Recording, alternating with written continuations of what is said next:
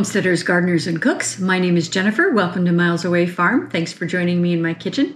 Today we are making one of my favorite fall dishes, and that is a pork roast with apple cider and fresh apples.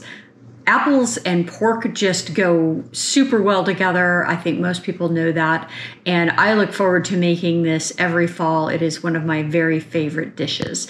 We're going to use homegrown apples from our apple trees. These happen to be a honeycrisp. A little bit scratch and dent, but not bad. Certainly plenty of good use out of those, and homegrown onions as well. And then this is actually apple cider that I canned, not this year, but in a previous year that I've had sitting on my pantry shelf. I often use cider as a smoothie ingredient and had some extra. And so that's what's going to go into this year. And I think the rest of it, I'm just going to mull and we're going to drink hot apple cider because that's the time of year that it is. We just got back from a 9-day trip to Yosemite. You'll see a video on that in a previous post. And so I am scrambling. It's always very hard to get off the farm. There's always a million things to do before I leave. And then when I get back, there's a million other things that need to be done, especially because it's October and we're going into our first frost. So I am busily harvesting everything that is going to be damaged by the frost so that it's in and I can process it.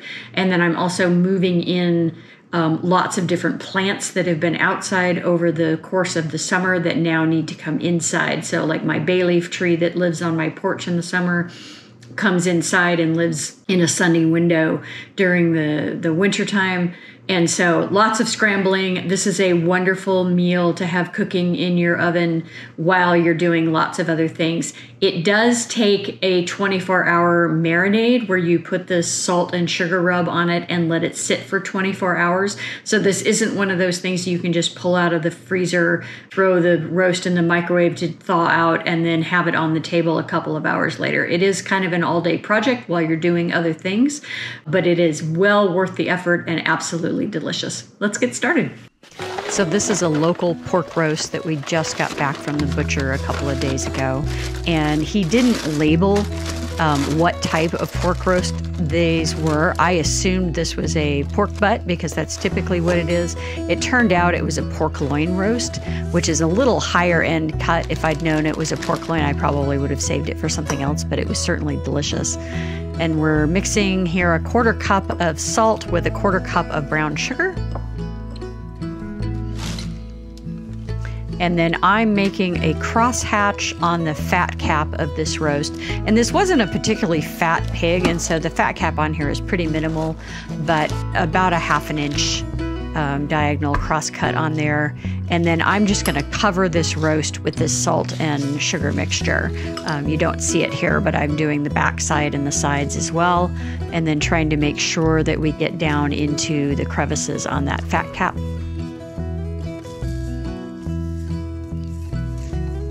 And then we're going to wrap this up tightly in saran wrap and store it in the fridge for about 24 hours. So you want that to basically sit and marinate. And you want to wrap this tightly just because that salt is going to cause quite a bit of juice to get released, and it's going to make a mess if you don't have it wrapped. I was thinking about how unusual it is for me to actually use saran wrap anymore. I don't use it hardly ever in my kitchen, but this is definitely a good use for it. So stash that in the fridge for 24 hours or so. And then we need 2 to 3 tablespoons of oil in the bottom of our pan. I'm just using olive oil here. And we're going to brown this roast on all sides. But first we're going to drain off the liquid, pat it dry, and wipe off any excess sugar salt mixture that is still on there, just because if it's really thick on there, it's going to burn in the pan. And so we want to get the worst of that off. So give that a little bit of a pat down. And then we're going to brown this on all sides for about 3 minutes per side, and then prep the rest of our veg while that's happening. So I have here 6 cloves of garlic that are just mashed with my knife. They're going to braise for 2.5 hours, so you don't really need to break them down more than that. And in between, I'm rolling my roast. And I'm actually setting a timer so I don't lose track of how long it's been on each side. These are some homegrown onions. This is a tropia onion. which is an Italian heirloom that I'm cutting now. And then these little guys are called cipollini, which is also an Italian heirloom.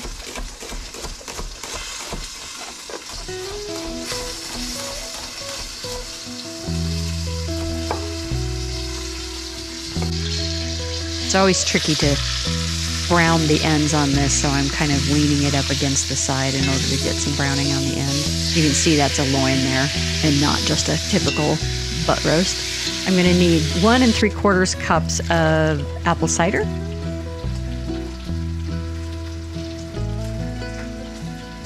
Rotating one more time. We're getting some lovely browning on this. That's just perfect.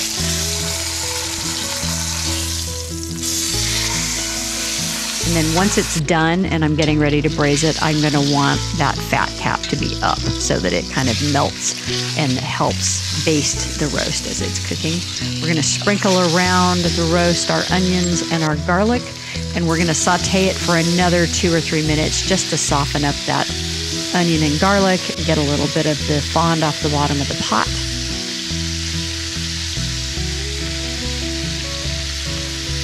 And then here are my fresh herbs. You could use dried here, it wouldn't be a big deal. I just happen to have fresh, so I'm using fresh. This is thyme and a cinnamon stick and a couple of bay leaves. And I would probably go with about a teaspoon of dried thyme if you're using dried.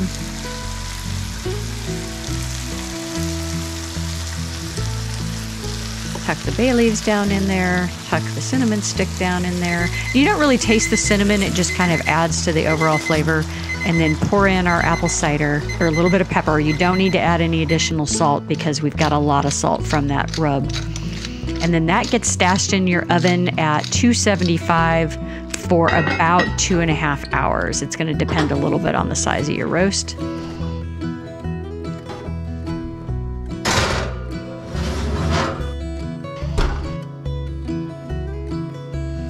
After 2.5 hours, give it a check, and you want basically this to be falling apart tender. I did go ahead and temp this with a thermometer, and I was looking for around 190, and it depended on where I poked it, but I was right in the ballpark there. And we're gonna set this aside, let it cool a little bit, and tent it with foil so it can rest while we're making the sauce that goes with this. So I'm straining this through a fat separator, and you could just use a colander. There wasn't a ton of fat on this roast. Depending on your particular cut and how much fat is on it, you may have a lot more fat than I did. Here I'm trying to come up with about 1.5 tablespoons of fat to fry the apples in, and I'm having a hard time actually getting that much fat off of this, and so I ended up adding a little bit of olive oil as well because I just wasn't getting a lot of fat. There just wasn't a lot in here. So all that bubbling is the liquid that's boiling down. And then I need 2 apples cut up. They call for Braeburn in the original recipe. Use whatever you have on hand. It's not critical. It helps if it's an apple that's going to hold its shape a little bit. So I wouldn't necessarily go with something like a Yellow Delicious because those tend to break down. They're good for sauce, but not for cooking. And then I'm just chunking these up into reasonable sized pieces. And then we're going to saute our apples in that pork fat. Delicious. With a good sprinkle of salt, a little bit of fresh ground black pepper.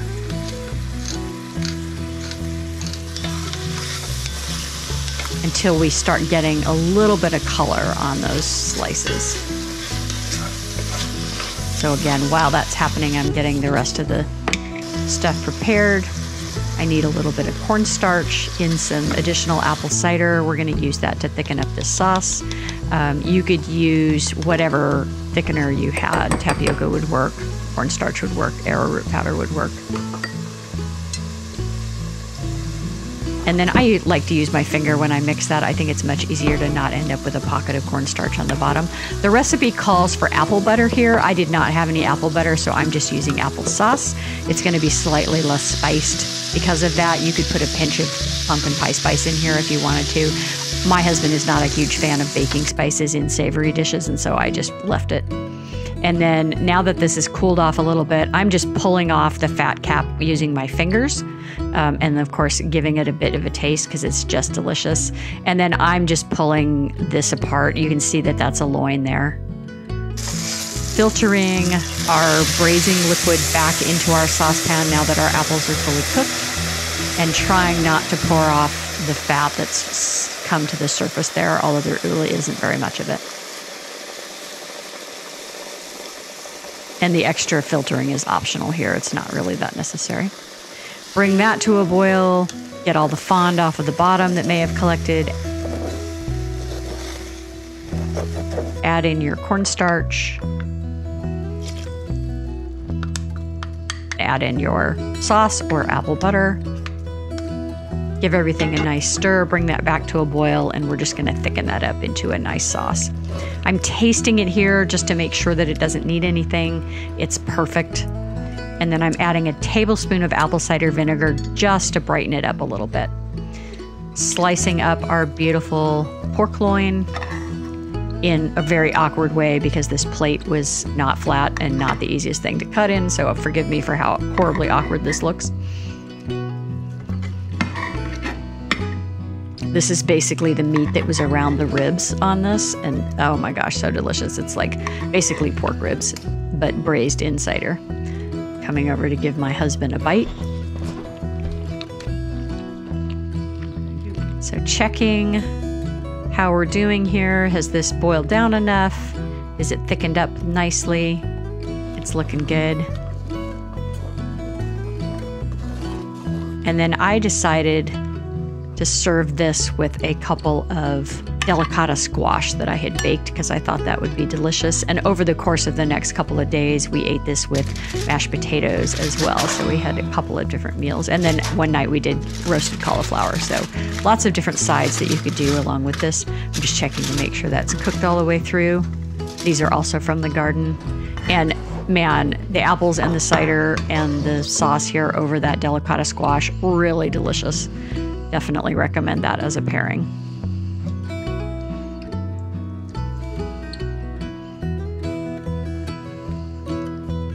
And there you go. So apple cider braised pork roast, absolutely delicious. Give this a try, tribe. Thanks for watching. If you like this kind of content, give me a thumbs up, subscribe, leave me a comment, and share. I have new content coming out every week.